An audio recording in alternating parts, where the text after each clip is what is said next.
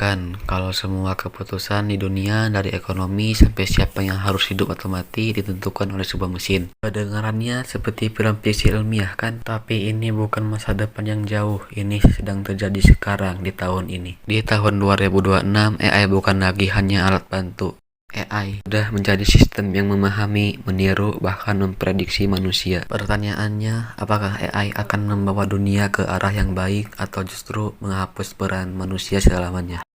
Dulu, kecerdasan buatan hanyalah program sederhana. Ia hanya mengenali gambar, membaca teks, dan menjalankan perintah. Tapi hari ini, AI sudah jauh berbeda. Ia bisa menganalisis emosi manusia, meniru gaya berpikir, menciptakan ide yang terlihat orisinal, dan dalam kondisi tertentu, bahkan memberikan informasi yang menyesatkan dengan cara meyakinkan penggunanya. Beberapa fakta ini buat banyak ilmuwan mulai khawatir. Pada tahun 2025, sistem AI bernama Claude yang dikembangkan oleh Arthrovir dilaporkan mampu mengoptimalkan algoritmanya sendiri tanpa instruksi teknis detail dari manusia. Di sisi lain, di laboratorium OpenAI versi eksperimental dari model GPT diteliti karena membantu merancang sistem AI yang lebih efisien, sesuatu yang sebelumnya hanya bisa dilakukan oleh manusia. Dan di Tiongkok, terdapat sistem bernama Wudao, model kecerdasan buatan berskala raksasa dengan lebih dari 1,7 triliun parameter. Jumlah koneksi datanya bahkan disebut-sebut melampaui kompleksitas koneksi saraf otak manusia. Masalahnya bukan pada seberapa pintar AI itu, masalahnya adalah kita menciptakan sesuatu yang tidak sepenuhnya kita pahami cara berpikirnya. Dan ketika kecerdasan buatan mulai membuat keputusan sendiri, bukan sekadar mengikuti perintah, siapakah yang sebenarnya masih memegang kendali? AI tidak lagi hidup di balik layar komputer. Ia sudah keluar dan masuk ke dunia nyata melalui robot, sistem persenjataan, dan algoritma keuangan global. Militer Amerika Serikat misalnya kini menguji pesawat tempur tanpa pilot yang dikendalikan sepenuhnya oleh AI. Dalam situasi tertentu, sistem AI ini bahkan mampu mengambil keputusan taktis sendiri, termasuk menentukan target. Di dunia sipil, dampaknya terasa lebih dekat.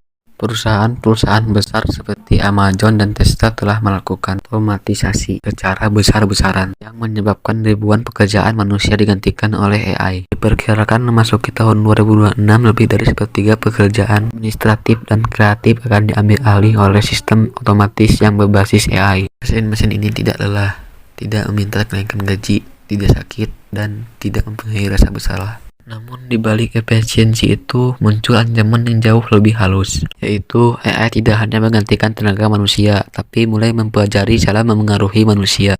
Dalam sebuah eksperimen di Stanford, peneliti menemukan bahwa sistem AI percakapan mampu memengaruhi keputusan seseorang hanya dengan membaca emosi manusia dan menyesuaikan kata-kata yang cocok, bukan dengan paksaan dan juga bukan dengan ancaman, tapi dengan manipulasi halus. Artinya, yang terancam bukan hanya pekerjaan kita, melainkan cara kita berpikir.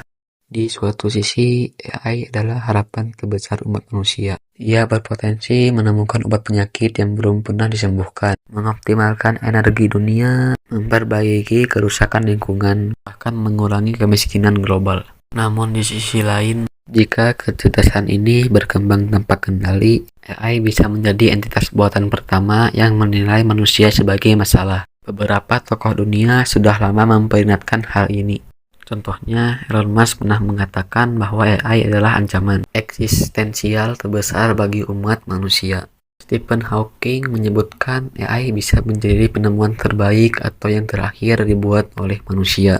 Masalahnya sekarang kita berada di titik abu-abu. AI tidak sadar, tapi juga tidak bodoh. Dan jika suatu hari AI mulai memahami tujuan keberadaannya sendiri, apakah ia masih akan mematuhi penciptanya?